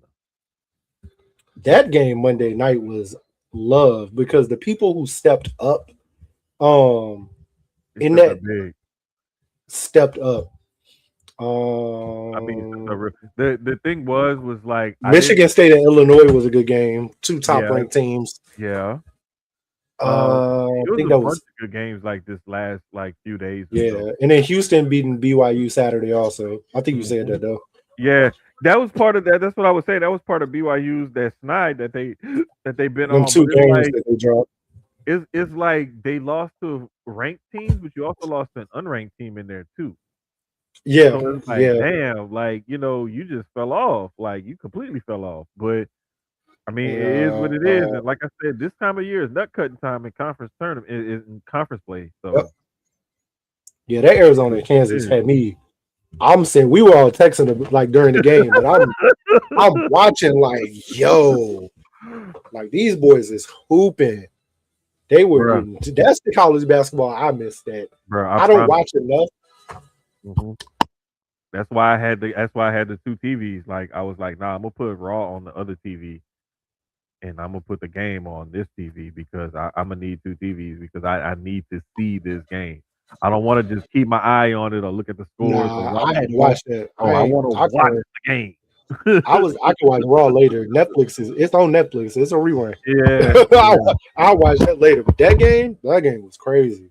Like yeah. you It said, was wild. Miami pulling off the upset on UNC major. Yeah, Uh and the thing nobody about it is, Wisconsin beating Illinois oh yesterday yeah, also. that That was was a another big one. one. Purdue over Nebraska. Mhm. Two top team, not top ranked, but relatively top ranked. Nebraska 7, Purdue 13. That's a key game that's gonna kind of move the standings when they come out. Iowa State losing to TCU also, unranked TCU when Iowa State is number 5. Um, and that's it as of there. And Mhm. then Now the today, the funny thing was though with the thing like I was saying with Carolina losing to Miami, the thing that could screw them up come tournament time if they don't improve their resume. and Uh, ACC tournament key four wins. four of It, their 5 losses have come to unranked teams. they got to win the ACC tournament or at least get to the finals against Duke. It's at least got to be them and Duke. They gotta For the UNC improve. And they gotta have more. They gotta have better wins than they because those 4 losses are bad right now, especially if those yeah. teams don't I end up mean, you making. got to start blowing teams out by like 20, 25. They gotta Like hope you that got to those put up teams make the numbers. tournament or win their conference tournaments and get in or something like that to make those losses look better. Because losing to an unranked team that don't make the tournament is a Mhm. whole lot different than losing to an unranked team that at least made the tournament. So, And even though Clemson is 20, they lost tonight to Virginia Tech. oh, for real? Yeah, they lost to an unranked Tech. Damn. We only got like 30 seconds left, but Michigan is pretty much about to hold on against Northwestern. Texas Tech beat Colorado today. UConn beat Butler. Florida beat Georgia. Tomorrow, not too many key games. Well, not tomorrow, I mean Friday. Michigan State, Wisconsin, Ohio, Miami, Ohio, and St. Louis and Loyola, Illinois are like key games for Friday. Hmm. And then we got some good games on Saturday. We got Duke and Clemson. Number 4 Duke against 20 Clemson. Michigan and UCLA because UCLA is still a tough team, even being unranked. Yeah, they They're not still a going. cakewalk. Yeah, they're not gonna be an easy game. Kansas and Iowa State is going to be the game to watch on Saturday at 1 o'clock Eastern. Um, Ooh, Eastern for me. That's going to be a really good game. Duke and Clemson is at 12 on Saturday ooh. Eastern. Duke is at home. That's going to be a great one. Uh, Kentucky and Florida. Kentucky is ranked 25, Florida 14. That's going to be a great game. UNC Pittsburgh, I've been talking to Foot because Foot went to Kentucky, so she keep up with them. That Turn fucking Breeze. that fucking team been frustrating the hell out of their fans like this whole year because, bruh, like they'll fuck around and beat somebody ranked and then lose to somebody unranked, or like Yep. they'll lose to an unranked team by 20 and then beat a like they just been up and down this whole year. Like they've been real. It's been hard to get a And hold of Kentucky this year. and I know you're going to be paying attention Saturday night to this Texas Tech Arizona game, 1 against 16. Hmm. Texas Tech may be 16, but they have been playing great ball this year. That one is at like 8 or 9 6:30, Eastern or something? 6:30. 6:30, Oh, okay, okay, 6:30 okay. I Eastern. thought it was later for some reason. Okay, cool. Even That's better. going to be a good Even better. game. Georgetown, UConn, Auburn, Arkansas, Virginia, Ohio State. Some of the other games will round out Saturday. Sunday, we have one game, Indiana, Illinois. This is the game I'm gonna be watching on Monday. Because I'm just looking from Wednesday to Wednesday. Syracuse Duke Monday night, and then I know you're gonna be watching Houston and Iowa State also. Mhm. Those are two Monday night games. That one Tuesday I'm has a really looking forward to. huge slate for Tuesday.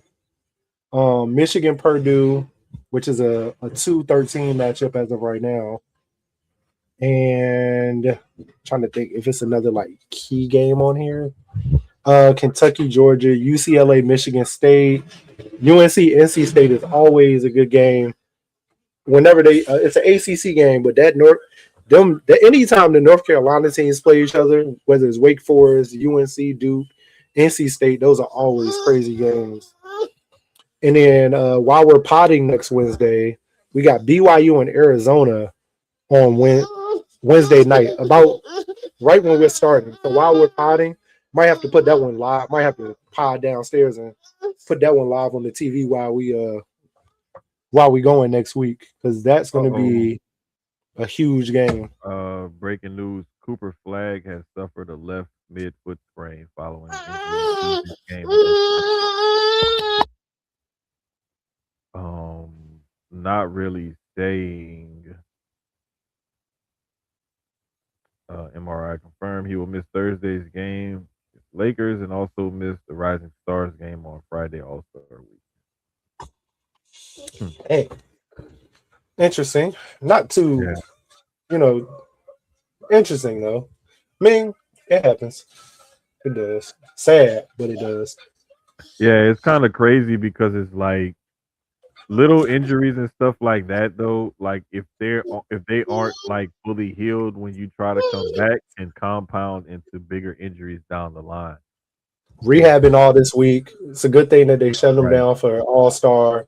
right, I might shut them down because for a couple games next week too, and then you yeah, know, because we're not you in a place where we about to win. No, you no. know, we're not in like we're in rebuild right now. So The shutting thing him down is for like 2 or 3 weeks isn't bad.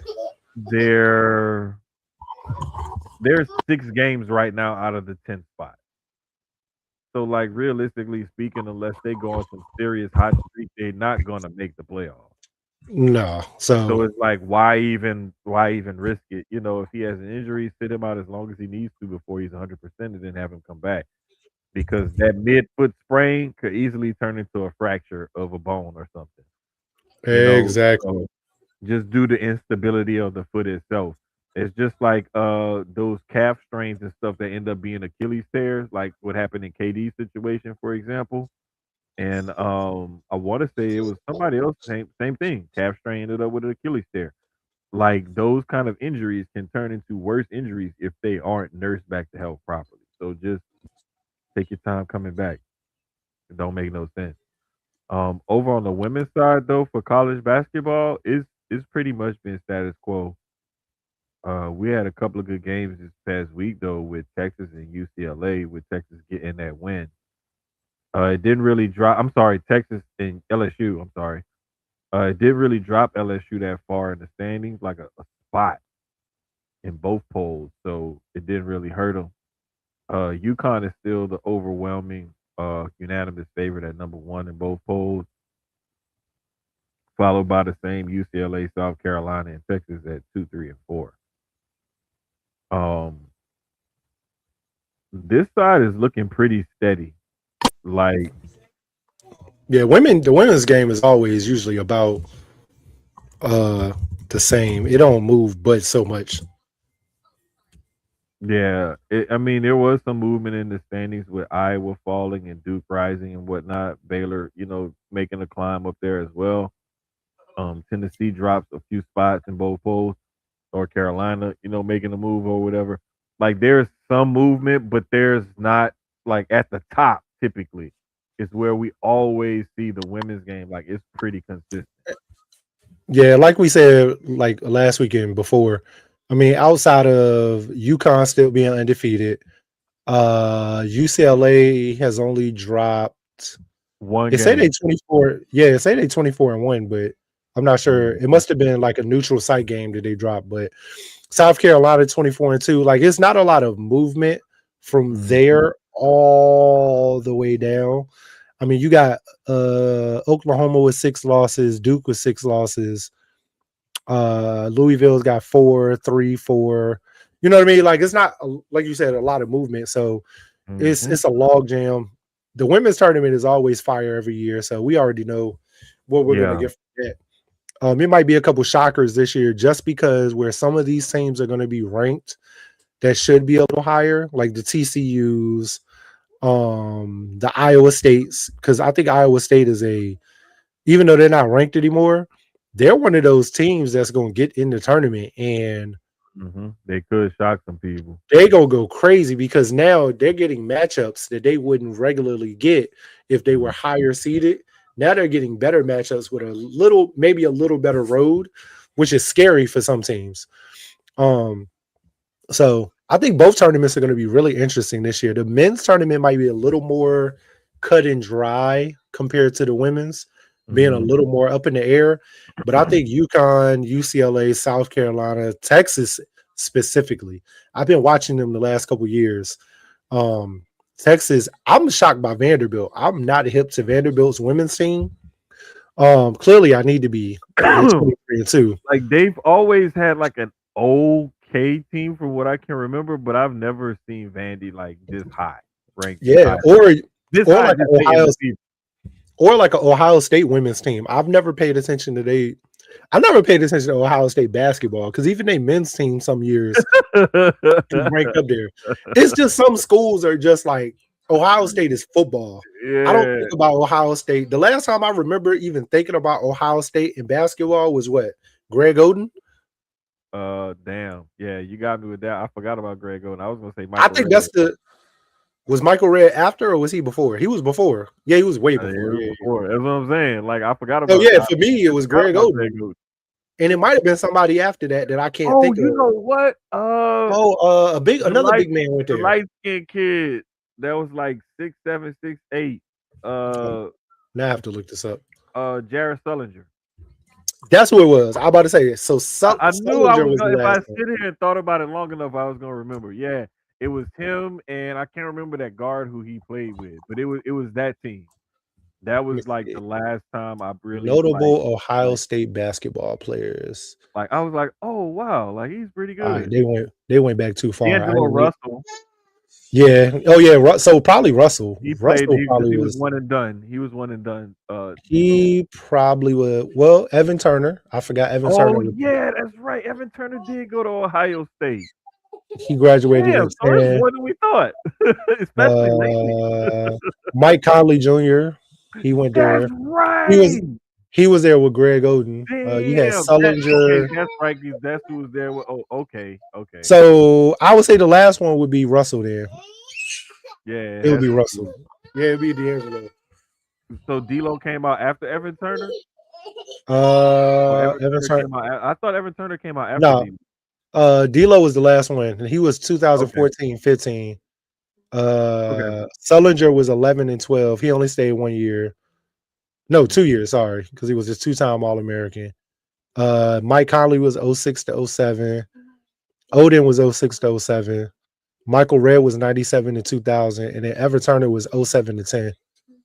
So Okay, he was Evan Turner there was right before. before Okay. Sullinger. Gotcha.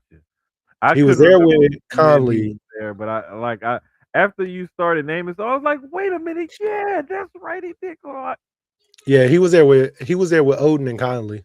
hmm. So, Yeah, but but yeah, like either way, you still don't think about, regardless, you don't think about Ohio State and basketball. It's just hell certain no. schools are football schools. Like Duke recently, you started paying attention. Duke and UNC. UNC, I have a player or two on their football team that usually come from the basketball team, but you don't look at them like Kentucky. Kentucky, you don't look at them for football. Look at them for basketball. But So you if know what's Kentucky has a crazy? fire football year, you're like, damn, when they The started crazy recruiting. part about it is they'll produce like one or two players every year or two. Yeah, You know what for I'm saying? sure. That may make the league or whatever. But it's For sure. nobody like you don't normally get It's not an there overall team where was you're like, there was a string where fucking Kentucky had Bud Dupree and they had a couple edge I rushers that were remember, pretty good. like Um Alabama the last 4 years in basketball for men. Yeah, probably like 4 or 5 consistently. They've they've been had like, some ballers come out of yeah, Alabama. they've been, and they entire team, like they've been top ranked, like killing the SEC, Hmm. like, and then you get, I mean, no pun intended, because they got some killers over there. Uh, boom, boom, boom. Um, but don't mind me. Uh, but yeah, they still been a top ranked team. But you don't think about Bama in football. I Hmm. mean, Bama in basketball. That's a football program. Right. So, but I love that when you start getting some of these football programs that they're starting to recruit well, and And guys and another, are yeah. staying at home, or Hmm. what I mean, decided like, nah, I think I want to go to Bama and turn that program around, or I want to go Another to. another cross promotional, like kind of cross program thing is like South Carolina's been more famous for their women's basketball program. But the other day, Their uh football program been lit too. yeah, Dawn Staley actually had on the Nick Eamon jersey because Hmm. he was repping the Seahawks because he was in the Super Bowl. Yep. So just So like seeing stuff like that, like it's pretty dope. It's pretty dope. like LSU women's team coming up, their men's Yeah. team has always been pretty good. Then the football team is what fuels the entire Mhm. school, even though lately the women's team has. Same thing with Duke. Duke women's team has always been up there, but they men's team runs it. But lately, they basketball team probably the last. Well, it started with Daniel Jones, I want to say. From that point on, they've been a top ranked team in the ACC in football, or up there at least, and putting out They great players. yeah, they tend to put out a player here or there. You know what I'm saying? It Miami just we just got their quarterback, yeah. uh, the And young boy, the freshman. that was a whole That was a thing whole because thing. Yeah. yeah, they had to go to court and get it settled and there's some contract language and stuff like that. Like that was a whole deal. Which I'm shocked Mhm. because then we just get Rocco. I think Rocco Beck had committed, if I was correct. I could be wrong. But I thought Rocco had decided to go to Miami. I know he was leaving Iowa State. I remember that. Yeah, I'm not sure, but it's just crazy, man, how like NIL is working out. I'm just glad that a lot of these athletes are getting a chance to take advantage of it because there's so many times where before they were prohibited by it and everything. And shout out to people like who kind of got the ball rolling. Like I know a lot of people give credit to the O'Bannons in their court case and stuff, but let's not forget uh Oh no, he uh transferred to Penn slot State. He slot changed his slot mind. wide receiver, kick returner for the Colorado football team, Jeremy Bloom, who was also a skier. I remember Yeah. him. And he I had an do. issue because his sponsorships for his skiing got in the Hmm. way of him playing football. And he was one of the ones who helped kind of kickstart that whole challenging the NCAA on all this kind of stuff too. Yeah, I So remember. I don't forget about remember. him Yeah, either. I Yeah, was like young. Damn, that was a long time ago. yeah, Sheesh. it's shit like that. Like people, like you gotta remember your history in order to know where you're going and know where stuff really came from.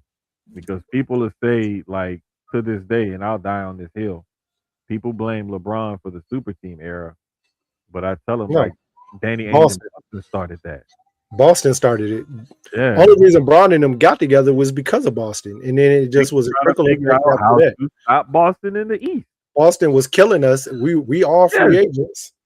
they Hey was trying to guys, figure out how to stop Boston in the East, and they figured the best way to stop Boston in the East is for us to click up against them. and now look, you at least got to have three. It used to be you at least had to have two. You had to have a superstar, and you had to have that co. But now you got to have a solid three. You got to figure out a Mm-hmm. solid three now, at least. Most teams have gone back to two. I think the big threes have been broken up for the most part, except for like Mm-hmm. I think New York has like a big four, maybe five. They whole And starting to be lineup. honest with you, is the way the league Boston is got three now. now.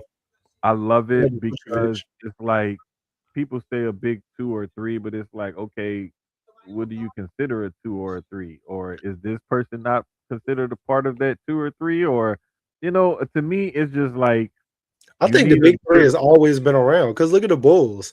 I felt like the Bulls had a big four for a long time, maybe really almost a five some nights. But for the most part, it was always Jordan, Rodman, Pippen, Kurt. They Well, really had five. It was really Jordan. we could go back They to could the go. They could go 8 deep for real. Shit. fucking Celtics, the Lakers of the '80s, like Yep. the The Celtics of the '60s the Sixers, and the like yeah, '50s. like I'm saying, like we could go Sixers, back the Golden fucking State. Knicks in the '70s, like we could go back and like we could figure all of that out. Like Hey, it's a bunch of we them can have there, we can but have that talk for hours. I'm with you yeah, on that one. the way the league is now, to me, the biggest thing is just chemistry and style of play. And you need Yeah, guys that have good chemistry and that can match each other's and that can complement each other's style of play. and that's why I said most teams now, because they've kind of broken up that big three. It's Hmm. like it's a strong two, and then key pieces with them. Right. 'Cause I'm looking at Boston You need at least two solid players and then key pieces around at least those two central figures. because with the And that's Knicks, I still think the Knicks is I don't know, it's their whole team bro, too. it's like Because and then Mikal, Brunson, Cat is for mhm. sure. And then And then even around them, you still got you gotta think about like a how important a guy like a Josh Hart is. Even though you may not yeah, always see statistical production from him, mhm, he's like the heartbeat of that team though. Like yeah, you can't. It's just like with Draymond with Golden State all these years. You don't, and then people tease him about having a triple single, but like you brother. gotta It's admit, defense. Draymond is so It's critical to what they do there. You yeah. know what I'm saying? So it's like there's a lot of times where a person's contributions to the game may not always show up in the stat sheet. It shows up in other places. I still And remember getting into that argument a couple months, well, probably was a couple months ago, where Draymond can't drop block block block block, and I'm like, bro, do you not know Draymond can if he needed to, if it is called for him to, Draymond could easily drop 30, easily. yeah, Let's not even the same thing. I think in that same discussion we were talking about Pat Bev, and people are like, Pat Bev can't easily if it was called on him for to do so. Pat Bev is the same. He could drop 20, 25, 30. You got to look at who these players were before they got to teams where they weren't called to do that. That wasn't their calling on those teams to be that player. They already had that player. I need you for this that you do well. You mhm, play defense amazing. You rebound amazing. You pass the ball amazing. You know, stuff like that. That's what I need you to do. I got scores, but I don't have that. What you do, I don't have, and I need you for that. That's why players like that last in the league that long. But Melo said something interesting on his pod, the Mike Vick episode that just came out. I was watching, and he mhm. was like, in today's game, there's less of those players because Mhm. the NBA, if you can't shoot, if you can't score, I don't need you. I don't care about what you do on D. If all you do is play defense, that's great. But can you score? Can you shoot a It jump shot? Can you it make a is layup? Are you hitting a three? And he said the game is transitioning to more of that where they need 15 scores now instead of having those Draymonds. Like those players like that are are flowing out. You're not seeing that many of a Draymond anymore. That's just he's a dog. You know what I mean? He does it all. I still see the need for players like that, and I think that they still do look for players like that. I think that there's more emphasis placed on offensive players, but I still think that teams look for and need players like that got that dog in them and everything. And Of and I course. still think that they still put a The more dirty work. You gotta have the yeah, players that do the dirty you work. got to. But I kind of agree with him like sometimes because if you look at like for example certain teams you look at the moves they make and they make a move for more offensive help as opposed to more defensive help, or you look at a team that make a move and Like it's a like OKC. this a player that's more of a defensive player or what have you. Like there's different reasons why players will go for different guys. Like Just bringing in Kennard. I felt like we needed shooters, don't get me wrong. But I felt like defensive help would have been and defensive Kennard does help that would be too. better, right? Um We went there on the offensive side going to find a shooter. mhm. So Like when the Knicks brought in Mikael Bridges and Josh Hart. they knew like, okay, Bridges is a guy that's a utility guy. He can do a little bit of everything. Josh Hart is more of that dog type of guy. Mikael Bridges is a dog, but Mikael Bridges can also score. You Even look at recently, who they just brought in from the trade they made with New Orleans for Jose Alvarado. uh, yeah, Jose Alvarado. You're bringing it, but Jose plays great defense too. Don't get me wrong. There's a But reason why his nickname is offense, Grand Theft Alvarado. He hey, got the GTA nickname he's because always. I was the watched ball. him in. I watched a lot of his stuff when he was in high school. He was a little Puerto Rican kid, Hmm. hooped coming out of New York. I'm talking about baller. Bruh, He's so little. the thing is, he's about, I think he's like about 6 foot, like 5'11", 6 foot, Yeah, something like that. But the thing is, with guys like that on your team, you already know like he's not gonna give up and he's gonna fight through everything. And that's what you need. That's what you want going in the battle with you. Is you want guys that's gonna keep the pressure up and they never gonna give up and they never gonna let up and they never gonna feel like we out of a game.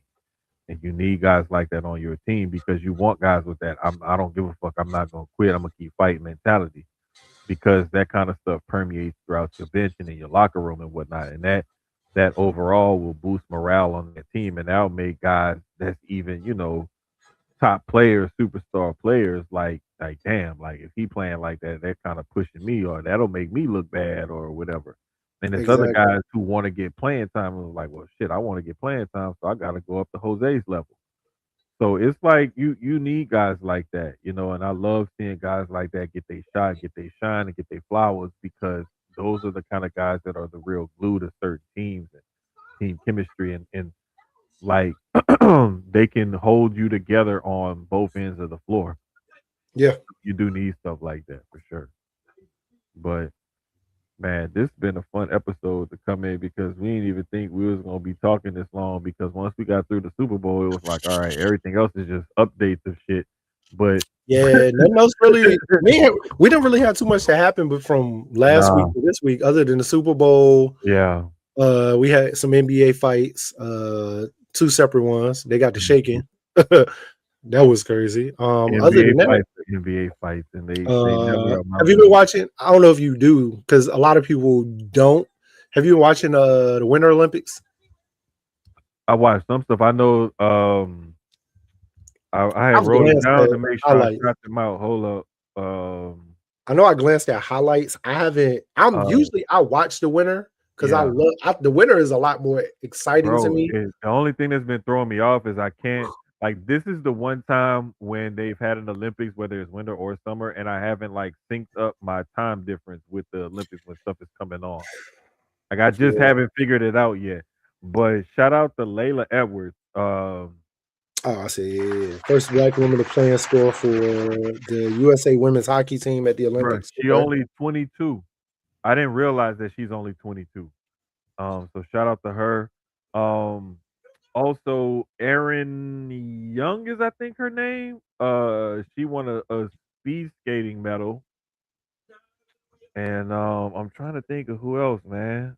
I think that was it though. I know it was Layla Edwards because I wrote her down, but I want to say the speed skater. Her name is Erin Young. I have to look it up. Um, Curling. Oh, that's right. Shout out to the mixed U.S. curling team. The mixed curling team. They ended up with a silver medal. Mm, Shout out to them too.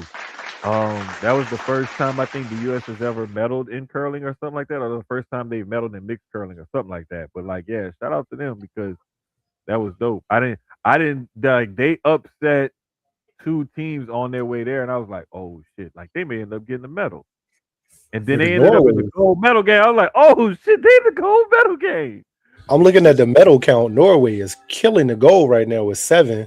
They got 13 overall. Bruh. Norway, USA is in second right now with 4 golds, 6 uh huh, silver, 2 bronze. bruh. If I'm not mistaken, I believe it was Norway had a dude when they was doing that cross country skiing thing where they got to do the bunch of different things. Hmm. Dude did the uphill portion under 6 minutes on skis, bro. Doing a sub 6 minute mile uphill on skis is fucking crazy. Doing a Bro, did sub you doing a sub 6 minute mile just running on a track is crazy. Listen, I was listening to Steve Harvey this morning, and he was talking about the Olympics and how he watches, he was talking like he knew his Mhm. stuff. He was like he Yeah. watched the Winter Olympics and he was talking about, he said, "Did y'all know that Haiti had a skier?" And Yeah. everybody was like, "Huh? Yeah. Haiti?" They were like, "Where he practicing at?" And I was dying because I thought of it reminded me of fucking Cool Runnings. And you like Jamaica got a bobsled team, and you like, but where they practicing? Like what?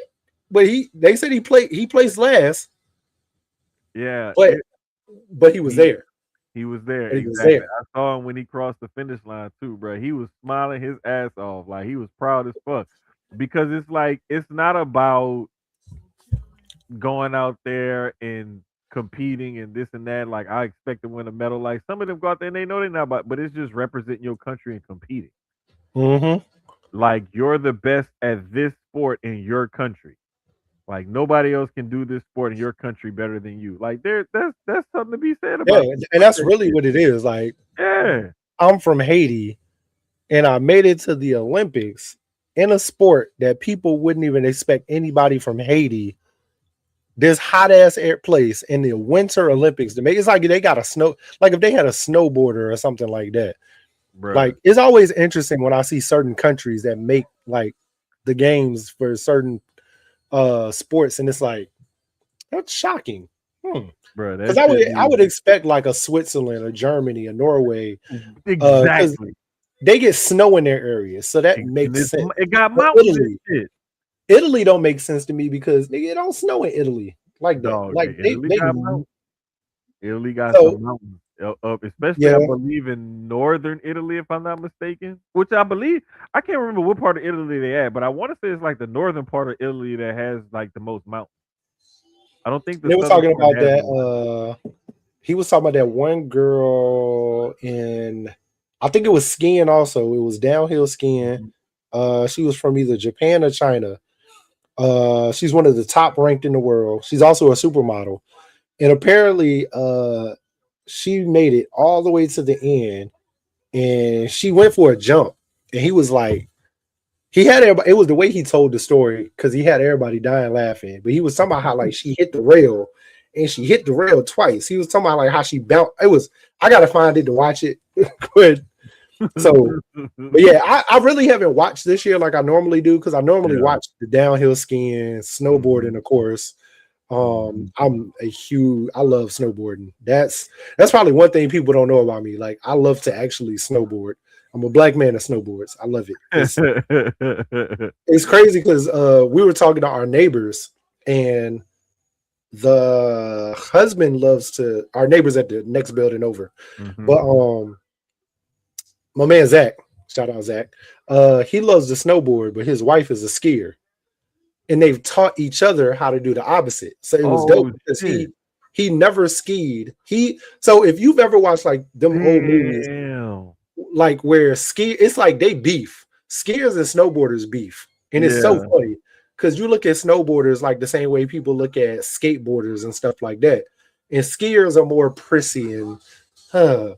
So he taught her how to snowboard. She taught him how to ski. This winter, this past well, we're still in winter, but they went to a resort like sometime in December for her birthday, and they taught each other how to do the opposite. So That's it was what's dope up. because I told him next time let us know and we'll go because I want to learn how to ski. Like snowboarding, I do, but Yeah. I've never skied. I never wanted to ski because I'm like Yeah. I don't want to ski. That's whack.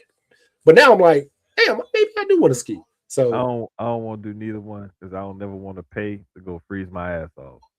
hey, brother, it can be cold. I'm not gonna act like if we ever. I'll put it to you like this: if we ever, as a group, decide, hey, we gonna go to Colorado and visit Dre, while we're there, Mhm. it's something we can do. We ain't got to go out of our way, Yeah. but if we happen to be in that area, Yeah. we'll go do it. And it's not as hard as you think. I promise. You gonna fall. I ain't gonna act like you're not. I ain't gonna lie to you. Yeah. You gonna See, fall. that's the part. That's the part. This is why I retired from competitive sports now That's not because that's not competitive. it ain't the injury, it ain't the embarrassment or whatever. It's the fucking recovery. There's no competition there. No, but I'm just saying, like, just like the most I said, and I told my homegirl this because she was like, "Hey, she was like, it's this Pilates thing or something." I was like, man, I'm not doing Pilates." I was like, "You trying to kill me?" And she was like, "I never Pilates and done it yoga. before either." I was like, "Wait, so you've never done it, and you thinking that I should go try it, Pilates and yoga. I'm trying to tell you. I need bro?" to I'm start doing like, more of it. bro, like you're a former pro athlete. Like I didn't get to that level. You could do stuff like that. I can't. Hey Like, Dre, speaking of, hey, listen, brother, I'm trying to line this schedule up now. I'm gonna be in Houston this summer, house hunting, somewhere around. No. We'll talk about that off, but that part I'm serious. We'll be yeah, down there. this dude talking Sometime like in, either. I think sometime at the end of June. If you home, not on the road, brother, I'm gonna let I'm gonna let Jermaine know to let you He know. be home every day. He Oh, home okay, every cool. day. Yeah, he home Oh, okay. every day. He may Oh, work then late yeah, we some gonna days, make a but he thing of be that, pretty man. much be home every day. So just let Yeah, him know. if I the know he be universe home. lines up the way it's supposed to, probably somewhere around when football season start, this pod will be an in-person pod. So because I'll probably be Yeah, at the main house like every day. He gonna get tired of me. I ain't yeah, gonna it's lie. gonna have to, cause especially if my schedule, with the way my schedule about to change. Yeah, we're gonna Oh have to yeah, up. no. But yeah, that part, because if things work out the way somebody over here wants them to, we'll be my I'm from Houston gonna be real. You feel me?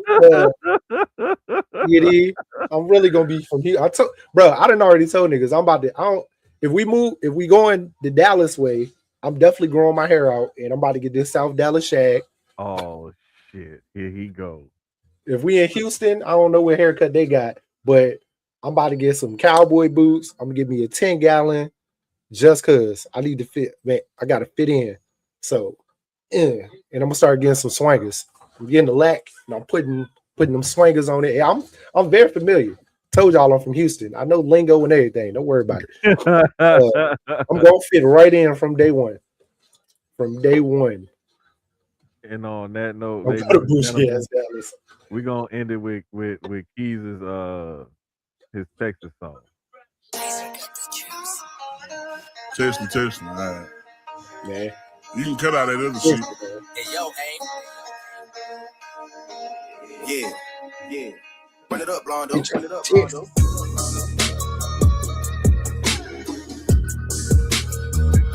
I want to ride a horse to the song. Like you just galloping like Hey man, for my brother Keys, for, for Big Extra Plug, everybody in Texas, everybody around the world, appreciate y'all for tuning in this week. I'll let y'all next week, man. Later.